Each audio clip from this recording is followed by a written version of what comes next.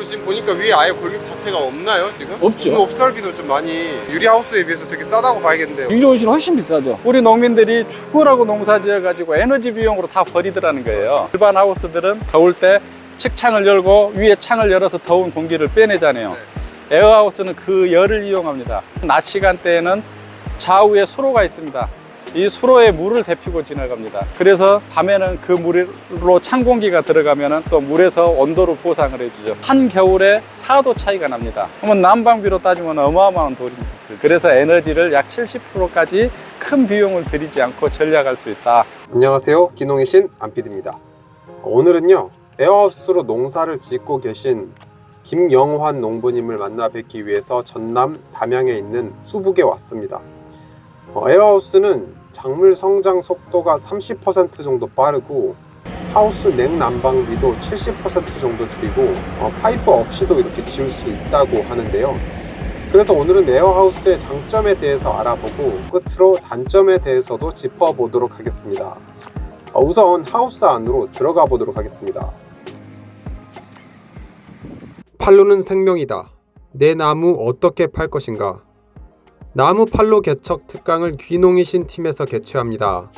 이번 주 토요일 5월 6일 열립니다. 참여를 희망하시는 분들은 영상 정보란에 전화번호로 전화 주시거나 댓글란에 귀농이신 스마트 스토어에서 신청하실 수 있습니다. 담양군 수북면에서 세계 최초로 이 풍선하우스에서 농사를 짓고 있는 김영환입니다.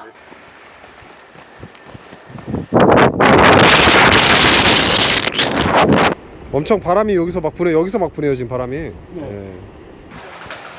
지금 뭘 키우고 계신가요 지금? 지금 대추 방울토마토하고 애플수박 전체 평수는 1000평이고 안에 실질적으로 작물만 심어져 있는 한 800평 정도 돼요. 보니까 이중으로 되는 것 같아요. 네, 이중 구조야죠. 그리고 지금 보니까 위에 아예 골격 자체가 없나요 지금? 없죠. 없으니까 설비도 좀 많이 유리하우스에 비해서 되게 싸다고 봐야겠는데요. 유리온실은 훨씬 비싸죠. 기본 단가가 유리온실은 무조건 다 철로 들어가잖아요. 작물이 자라는 속도가 최하 2주 이상은 빨라요. 전체적으로 과가 일반 하우스보다 훨씬 더 크게 나와요. 다른 데는 토마토가 과가 안 커서 난리인데 저는 과가 너무 커서 난리예요 지금. 연중 생산이 가능하고 남들이 못했을 때 뺄 수 있는 하우스. 이 하우스가 성장 속도가 30% 이상 빠릅니다. 수율이 30% 이상 더 나와요. 적기를 내가 인위적으로 조절해서 남들보다 좋은 가격에 팔 수 있고 품질도 좋으니까 당연히 가격도 좋죠. 작은 하우스 비교하면 수박도 꽃을 잘 보시면은 이게 완전히 틀려요. 작은 하우스 가면 이렇게 안 나와요. 꽃이 이렇게 크게 나오면 절대 안 나와. 수꽃이 조그맣게 나오는데 이것도 크잖아요. 거기는 색화가 이제 됐는데 저희는 이제 딸 때 됐어요. 이렇게 차이가 납니다. 저보다 빨리 심은 하우스, 일반 하우스 있잖아요. 이제 물들고 있어요. 저는 이미 수확 한번 했잖아요. 동시에 같은 형님이나 친구들 하우스가 있으면은 이게 안 커요. 기대가 안 된다고 난리야 지금. 보통 25개에서 한 30개 정도 늘린다고 하더라고요. 하우스는 온도가 올라가면 산소가 다 기하에서 위쪽으로 갑니다. 산소가 필요한 건 땅속의 미생물이단 말이에요. 그러니까 미생물 활동이 안 되는 거죠, 이 일반 하우스는. 근데 이 에어하우스는 산소를 계속 공급해서 압력을 유지하니까 땅속으로 산소가 잘 들어가니까 미생물 활동이 잘 일어나고 삼투압 현상을 잘 일어나게끔 만들 수 있는 장점이 있고, 산소는 성장 속도하고 관계가 있습니다. 입으로 이산화탄소를 결합을 하게 되면 작물이 지가 살기 좋은 당을 만듭니다. 당이 필요한 작물들은 입이 넓습니다. 빛을 많이 필요해요. 물을 분해해서 많은 수소를 얻기 위해서 필요한데, 지금도 농사를 잘 된 곳은 가서 보면 흐르는 물을 가지고 농사 짓습니다. 그걸 이제 실현시킬 수 있는 것이 에어하우스다 해서 에어하우스에 연구를 하게 되었습니다. 위에가 가림막이 없잖아요. 오픈이잖아요. 그것도 산란광이 들어오잖아요. 산란광으로. 네. 외부 비닐이 직광이고 내부 비닐이 산란광으로 되어 예, 있는. 예. 이 필름이 한 겹은 산란용이고 빛이 골고루 다 가죠. 그늘진 데가 없잖아요. 저쪽이나 이쪽이나 자라는 속도가 똑같아요. 거의 일정하다. 예, 보니까 히터가 없으신 것 같은데. 예, 왜냐면 거의 쓸 일이 없죠. 고운 작물을 할 것인가, 좋은 작물을 할 것인가에 따라서는 틀리지만은 내가 봤을 때 히터를 안 써도 토마토 같은 경우는 해도 아무 지장이 없어요. 때면 훨씬 더 좋은 효과가 나타나겠죠. 우리 농민들이 죽으라고 농사 지어가지고 에너지 비용으로 다 버리더라는 거예요. 기존 하우스 대비 70% 전략을 해야겠다. 그래서 예전에 하우스들은 다 낮게 지었어요. 에너지 절감한다고. 근데 잘못된 상식이었죠. 하우스가 크면 클수록 연간 평균으로 따져보니까 에너지가 훨씬 적게 들더라. 그래서 30-40% 이상 하우스가 클수록 적게 듭니다. 아, 저건 에어 나노버블 이게 포구 장치입니다. 여기 온도도 낮출 겸해서 폭우를 하면 이게 온도가 떨어져요. 온도도 낮출 겸 약 방제도 되고 습도 조정도 되고 예, 살살 바람에 흔들어주면서 이런 게 이 작물에 엄청 좋은 현상입니다. 여기는 자체 순환을 시켜서 외부 온도가 맞추는 구조잖아요. 아, 네네.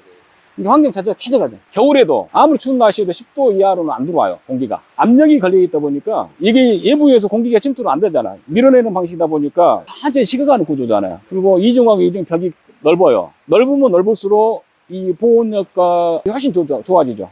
열 관리가 훨씬 유리하다는 거예요. 낮에 더워준 열이 높이가 높다 보니까요. 이 안에 많은 공기들이 냉각이 되기까지 서너 시간이 걸립니다. 그래서 냉각이 돼가지고 추워지려면 다시 해가 뜨죠. 그래서 이걸 계속 반복을 하고 있는 거죠. 일반 하우스들은 더울 때 측창을 열고 위에 창을 열어서 더운 공기를 빼내잖아요. 에어하우스는 그 열을 이용합니다. 낮 시간대에는 좌우에 수로가 있습니다. 이 수로에 물을 데피고 지나갑니다. 그래서 내부 순환을 일부가 해요. 그래서 밤에는 그 물로 찬 공기가 들어가면 또 물에서 온도를 보상을 해주죠. 한겨울에 4도 차이가 납니다. 그러면 난방비로 따지면 어마어마한 돈입니다. 그래서 에너지를 약 70%까지 큰 비용을 들이지 않고 절약할 수 있다. 일단은 하우스병이 없죠. 이 하우스는. 일반적인 하우스가 이 시간에 뜨거우면 뜨거워서 못 있습니다. 근데 여기는 좀 덥다는 느낌이 들지만 뜨겁다는 느낌이 안 들죠. 그럼 생존하는데 얼마나 좋겠습니까? 겨울에는 또 춥지도 않죠. 그렇죠. 그리고 스마트팜 시설이 손으로 조정할 수 있으니까 놔두고도 갈 수 있는 거. 하우스들이 지금 다 저산소 상태죠. 그래서 우리 농민들이 하우스병이라는 산소가 부족해서 생기는 질병을 앓고 있단 말이에요. 최악의 하우스를 만들어서 최적의 효과를 내려고 하다 보니까 비용이 많이 들었죠. 이게 병해충이 더 안전하다. 왜냐면 밀폐형이다 보니까 외부에서 그 안에 있는 것만 제거하면은 실질적으로 외부에서 들어오기가 힘드니까. 그러죠. 그러면 이제 진딧물이라는 것은 어떤 밀폐형에도 만들어져요. 진딧물은 조금만 맞으면은. 근데 초기 방제를 하고 지금 안 치고도 흰가루 없이 깔끔하잖아요. 보통 이런 잎들은 그 흰가루가 많이 붙거든요. 근데 깔끔하잖아요. 하나도 없죠. 일반 하우스에 비해서 약 들어가는 양이 주니까 비용도 줄어들 수 있겠네요. 그렇죠. 작물이 면역력이 떨어져서 성장 속도에 문제가 있기 때문에 안 큰단 말이에요. 병이 오고. 그래서 농약을 치잖아요. 근데 병 자체를 못 오게 하면은 충분히 적은 농약을 갖고 우리가 무농약으로 작물을 키울 수 있다. 한번 여기 어디냐? 이제 기계실에 한번 들어가 보실까? 기계실에 이제.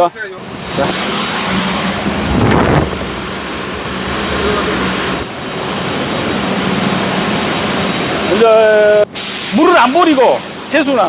원래 이거는 이제 내부 순환용을 만들어놨던 건데 물탱크로 쓰고 있는 거죠. 연동이 되어 있으니까 스마트폰으로 집에서도 내가 압력값을 높이고 싶으면 압력값을 높일 수 있는 거죠. 팬이 지금 쟤네들이 지금 순환을 좀 시켜주나 보네요. 저기 단순하게 이것만 밀어갖고는 안 되니까 아부 내는 순환. 얘가 안 들어왔을 때도 내부 순환을 시켜주는. 같이 이렇게 좀 아, 이거는 이 비닐을 잡아주는 안전망. 태풍이 많이 불었을 때 둘에 있는 갈대가 부러집니까? 아니면 위에 그 소나무가 부러져요? 흔들리면 유연성이 많으면 아무래도 더 강하다 봐야죠. 압력값을 제어하고 그러면 흔들림을 잡을 수가 있어요. 아, 근데 평상시에는 적은 압력으로 충분히 가능하고 태풍이 불어서 태풍 모드 저희는 넣어놨어요 원래. 일반 하우스보다는 훨씬 강하다 그렇게 봐야겠네요. 그렇다 봐야죠. 눈 왔을 때는 어때요? 눈은 괜찮아요. 왜냐하면 보온력이 좋잖아요. 정말 눈이 많이 온다 그러면은 녹여버리면 돼요. 여기 온도를 높이면요? 네, 그러죠. 그렇죠. 풍선은 빠지면 다시 올리면 되는 거고. 제가 이제 지금 여기는 제가 미생물 배양 일주일에 한 번씩 이틀 배양해서 비료와 섞어서 밀어 넣는 거예요.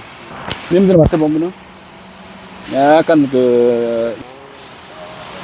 제 미생물이 설탕이 필요 없는 미생물이거든요. 그러니까 일반적인 미생물에는 설탕을 넣어야 되는데 관리적인 측면에서도 훨씬 좋죠. 그리고 처음에 이 하우스 질 때 이제 그 안에 있는 땅에 있는 것들이 소독을 하고 훨씬 더 좋은 효과가 일어나죠. 천평에 이 정도 시설 갖춘데 얼마 정도 투자하셨어요? 40만원에서 50만원대. 단동 하우스도 17m까지 올라간 하우스들이 있습니다. 근데 그분들이 그 하우스를 평당 150에서 200에 짓습니다. 그러면 단동 하우스 3,000평짜리를 갖고 계신 분인데 지금 시세로 보면 50억이 들어갑니다. 그럼 거기서 뭘 지어서 농사를 짓느냐? 그래서 이제 최소 면적은 보통 300평 정도고 1000평 기준으로 40만원, 1000평 이하, 800평 이하가 되면 50만원 정도 들어간다. 이렇게 지금 예상을 하고 있어요. 우리 연동 하우스 고구매타짜리하고 비교했을 때 훨씬 더 저렴한 가격에 농민들한테 공급할 수 있다. 우리는 또 땅이 좁잖아요. 앞으로 기후변화는 계속 일어나고 바이러스라든가 이런 것들 때문에 밀폐형 하우스가 되지 않으면 앞으로 농사 짓기 힘들다. 앞으로 하우스도 다단으로 수경재배를 해서 위로 올라가야만이 좁은 국토에서 생산성을 높이고 투자 비용은 줄이고 할 수 있다. 밀폐 하우스가 지금 어디로도 접목이 가능하다고. 진짜 수경재배 다단, 코아포닉스, 축사도 할 수가 있고요. 지금 바이러스들 때문에 AI가 오면 다 메모를 하는데 AI가 와도 못 들어오게 하면 된단 말이에요. 그 다음에 양식장 같은 경우는 어째요? 지금 하우스로 양식장을 짓는데 전부 다 칸을 막다 보니까 수조가 적습니다. 근데 이 에어하우스 30m 이상을 무기둥으로 할 수 있기 때문에 수조를 크게 하면 훨씬 많은 밀식을 할 수가 있고, 양식에서 가장 문제가 산소단 말이에요. 근데 얘는 밖에서 끊임없이 공기를 넣어주기 때문에 산소 온도가 올라가서 탈기되는 현상을 막을 수가 있죠. 그 다음에 우리가 축사에 가면은 빨리 키우기 위해서 전부 다 밀폐를 하고 온도가 없다 보니까 산소가 부족합니다. 근데 축사들도 산소가 풍부하면 동물들도 훨씬 에너지 대사를 잘 일으킵니다. 지금까지 에어하우스에 대해 알아봤습니다. 에어하우스에 대해서 아쉬운 점도 좀 살펴보면서 이 영상을 마무리 짓고자 합니다. 우선 첫째로 시설비입니다. 초기 비용이 평당 40에서 50으로 일반 하우스에 비해서 비싸다는 것입니다. 만약 에어하우스가 좀 더 많이 공급이 될 수 있다면 일반 농업인 분들도 부담 없는 가격에 시설을 설치할 수 있겠다, 그러면 좋겠다라는 생각이 들었습니다. 두 번째로 보조사업 지원 대상이 아직 아니라는 점입니다. 일반 하우스처럼 정부 보조사업을 지원받을 수가 없기 때문에 100% 자부담으로 지어야 한다는 단점이 있습니다. 하지만 에어하우스를 정부 보조사업 대상으로 포함시키기 위해서 많은 분들이 노력을 하고 계신다고 합니다. 지금까지 귀농의 신 안PD였습니다. 감사합니다.